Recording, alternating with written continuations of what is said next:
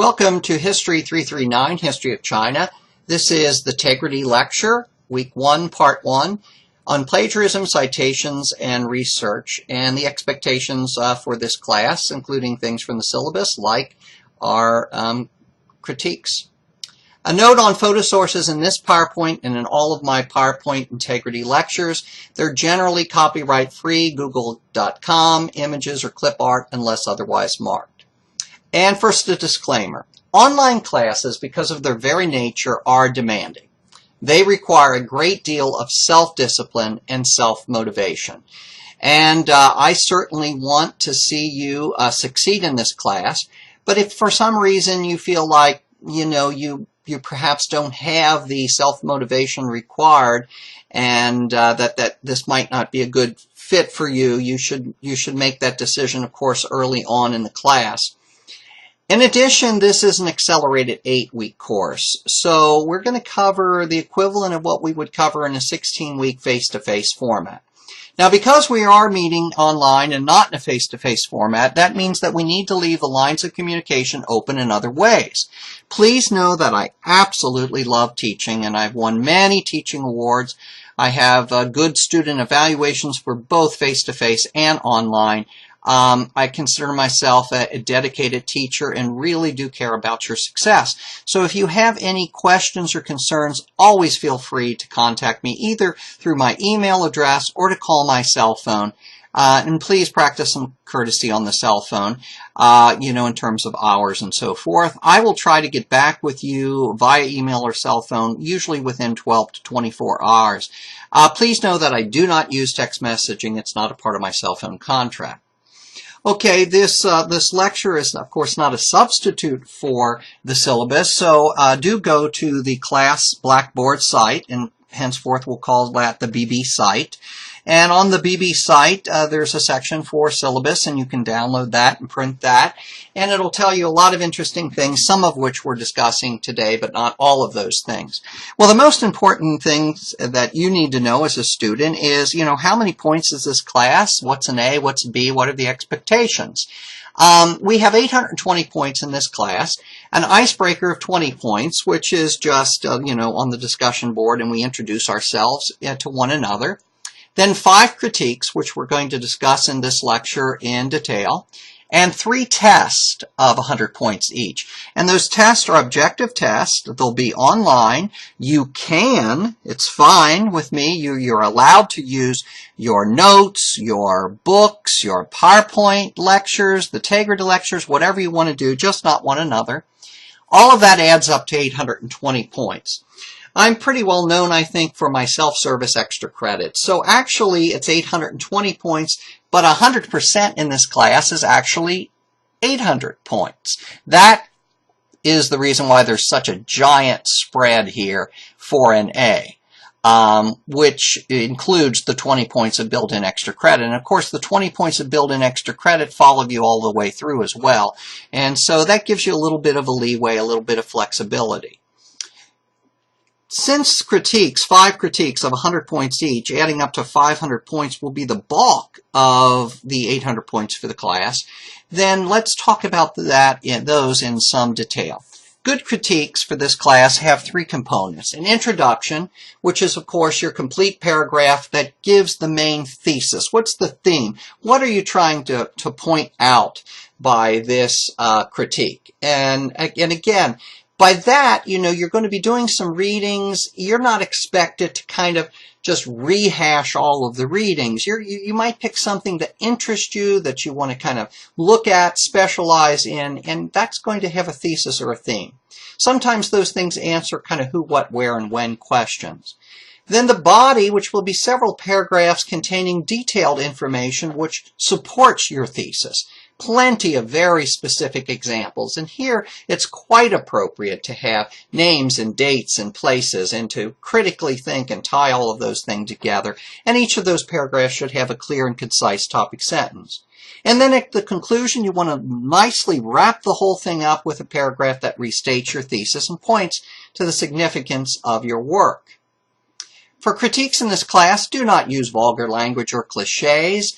We're going to try to be as professional as possible, which would be an expectation of an upper-level history course like this. And please do not use general encyclopedias or websites. We're going to discuss what those are in the next slide. Specialized encyclopedias such as the World History Encyclopedia and the Encyclopedia of Asian History are A-OK.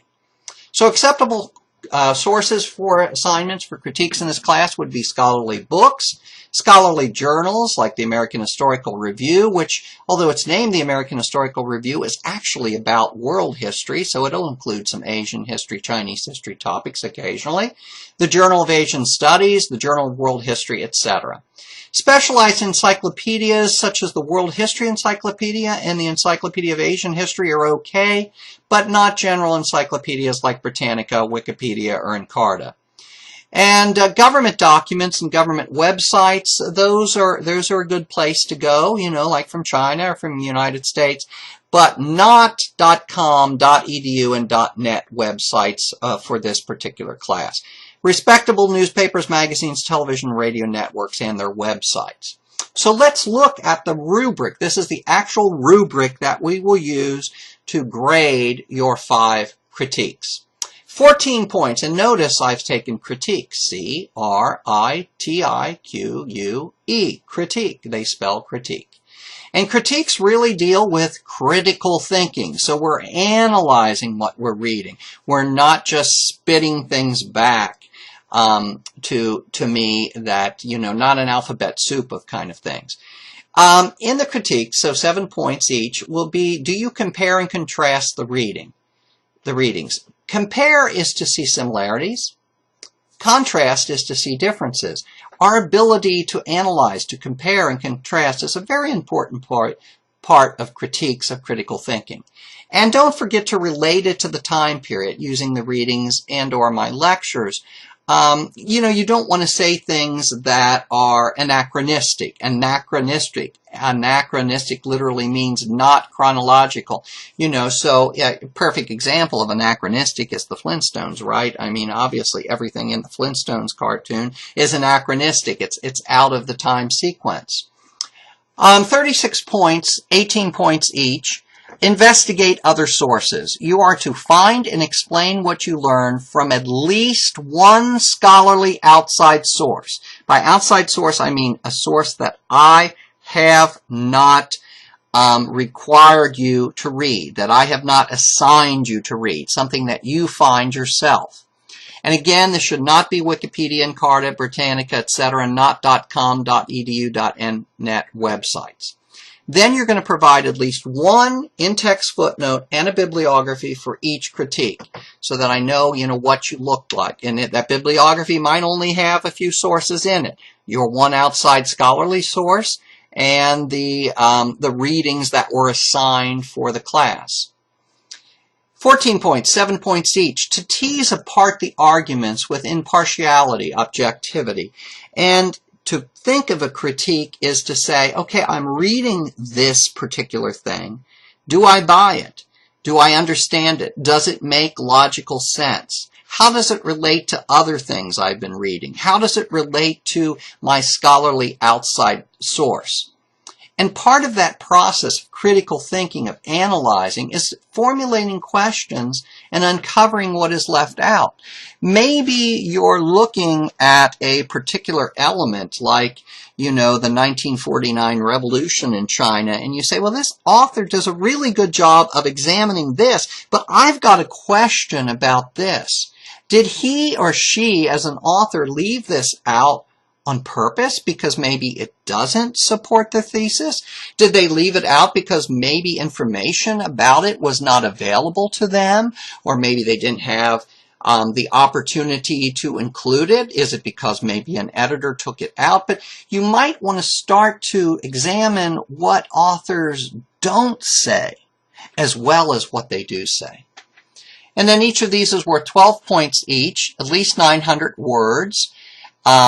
Which if you were doing things in like 12-point type times Roman, that typically comes out to about 300 words per page. So we're talking about 3 pages by the time you add on a bibliography, you're probably looking at about 3 1/3, 3 1/4 pages. Again, it depends upon, you know, if you're using 1-inch margins or you're using smaller margins, if you're using bigger type or smaller type.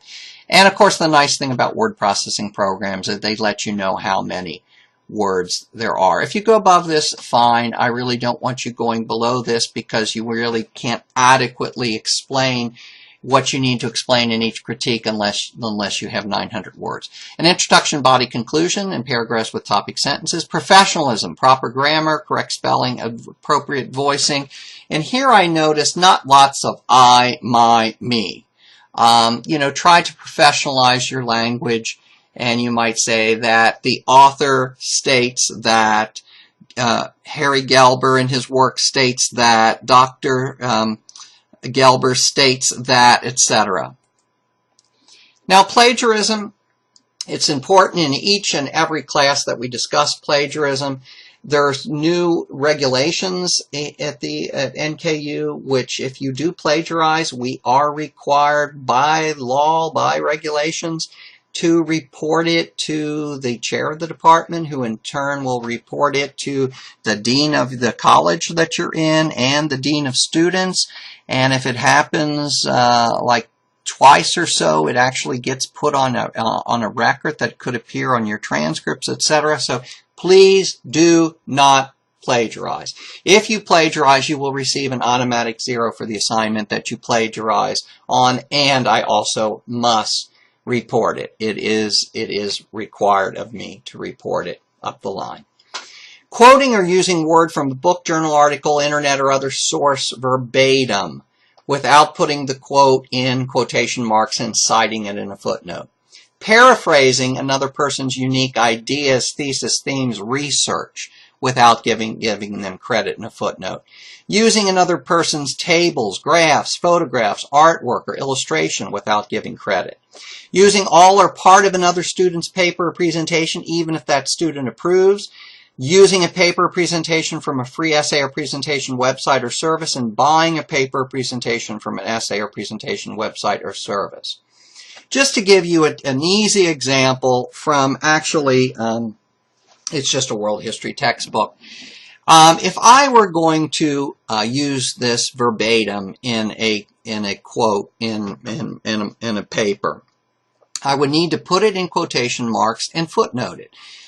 Sometimes in more formal papers, you'll be doing the superscript footnotes and then doing, you know, footnotes that appear at the bottom of the page or the foot of the page like this. For this class, we're going to be using in-text footnotes. I'll show you. What I'm merely trying to show you how to do is how to avoid plagiarism in these examples. And notice if I gave ... that means that there actually is more to that sentence. See, there is more to that sentence, but I've left it out for one reason or another, and so I need to signify that with ...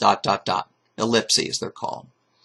Now, if you would decide to use a very long word-for-word quotation, say the entire highlighted section of text on the left, you would need to use a block quotation.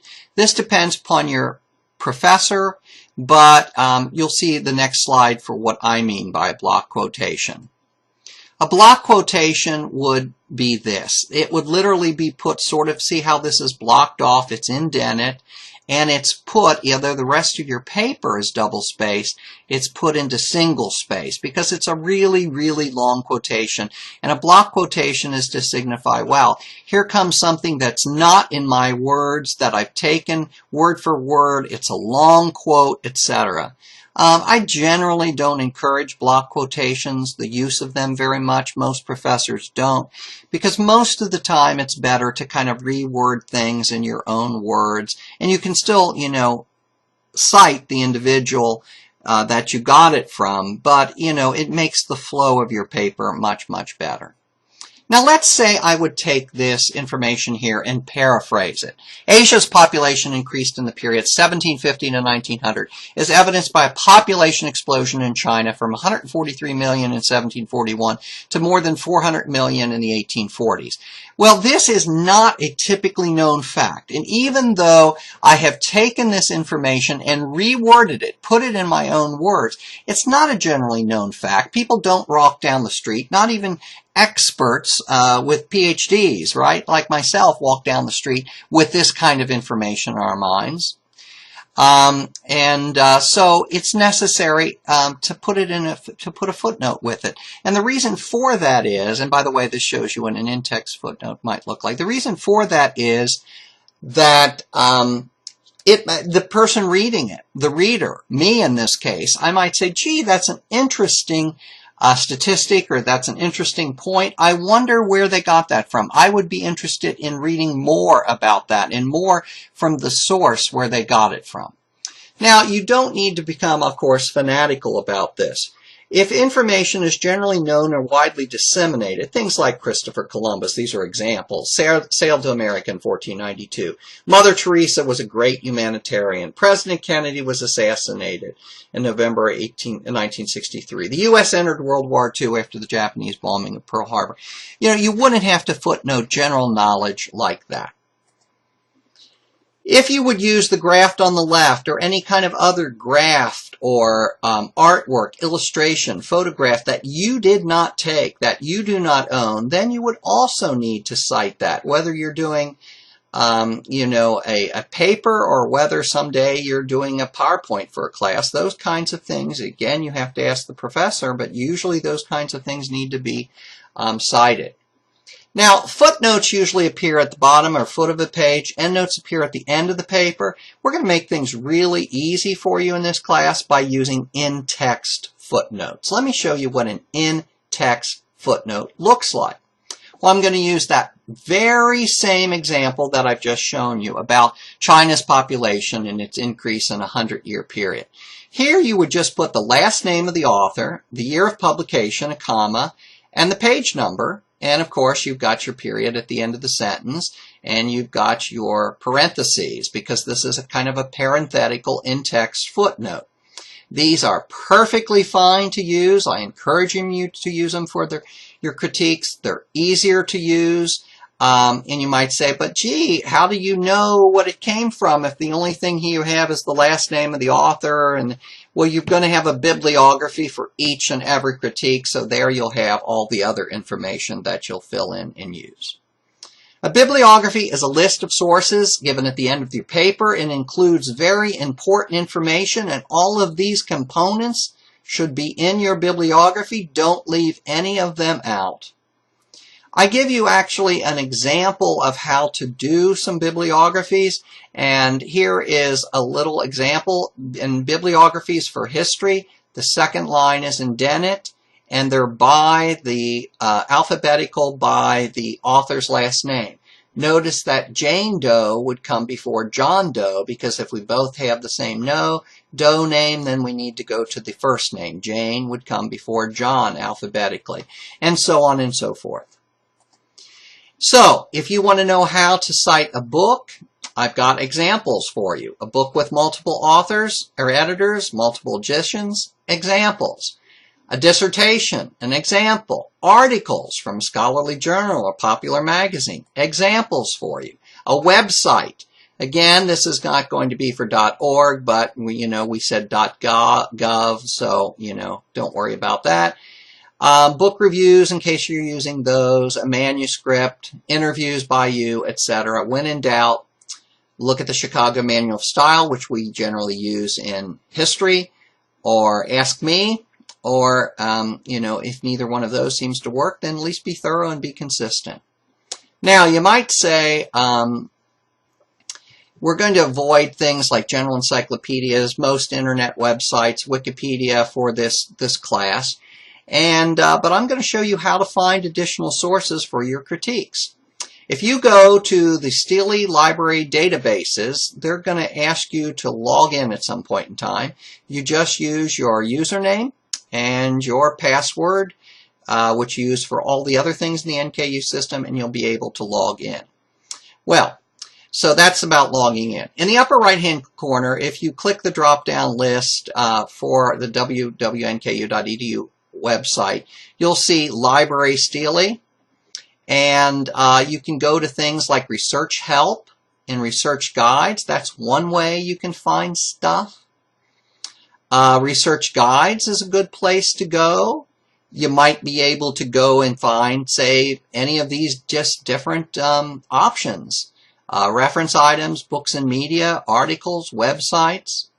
This is kind of a cool one because this has reference ebooks. It's called the Credo Reference ebook site. Humanities ebook. Those are ebooks in the humanities, and that's pretty cool. And you might say, well, I don't have time to read another entire book. Again, this is history, and you just kind of go and you read 20 or 30 pages here and there, and you know, look here and look there and get what you need for your paper. It doesn't mean you read the whole entire book. There's always a half a dozen ways to find what you need. So one of the ways you can find journals is through this tab called Journals A to Z. Another way is to go into the list and to put in JSTOR.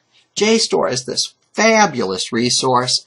It's a journal storage resource, so it has digital copies of lots of important scholarly resources. Now, let's say we decide to go to JSTOR, and we want to take it for a test drive, and they've got a new test drive search in there, and you could put in things like Habsburg Dynasty, and you can say, well, I don't want anything other than stuff I can access. You can even say, well, maybe I just want particular years for this. Maybe you only want scholarly articles in history. You can do all kinds of things. And just with that Habsburg example, I found 2,216 items. And I went through and I found articles, and if you click PDF, it should, as long as you've logged in with your username and password, it should take you right to the PDF article, which you can download on your computer. And very oftentimes, the first page of the download has your bibliographic citation, which you can cut and paste and use for your, your bibliography. Under the Databases tab, there's a treasure trove of digital full-text articles accessible through things like JSTOR, Academic Search Premier, and Project Muse. These are kind of the three biggest databases to find scholarly articles. I recommend all of them. So try experimenting with them yourselves and finding articles that you need for your website, your critiques. Here again is JSTOR. And then if you want to know which library has a book, and you can always go to something called WorldCat. It's under the W in the Steely Library databases, and WorldCat literally stands for World Catalog. And it's amazing. If you find a book somewhere else in the U.S. or in the world for that matter, you can complete the electronic form for what NKU calls it Source Finder, and they'll try to get the book sent to you. And if they can't get the book sent to you, they'll try to get some of the chapters or whatever scanned. And if they can't get that, then they may even try to buy the book for NKU's library, and you can take it out that way. They go above and beyond the call of duty just to find things for you. Well, let's try something in WorldCat. Let's look up Encyclopedia Northern Kentucky. Select the field, title, and then click search. There are three different results. The first listing 119 libraries worldwide, and the next listing 2 libraries each. But they're all the same book. But 4 of the 123 libraries, for one reason or another, I don't know why, cataloged the book differently. Notice that NKU has the book, that's right. So you would not even, right, it shows it there. So you wouldn't have to have it sent through SourceFinder, but let's pretend that you go to NKU's library, Steely Library, and find out that the book is in circulation. So you can still, say, go to SourceFinder to find another copy for you. Just click the title. And now click SourceFinder and it will take you to the electronic form. The first time that you use SourceFinder, you'll need to set an account, but it will show you how. And the second part of this lecture is continued as Week 1, Part 2. Thank you, and if you have any questions,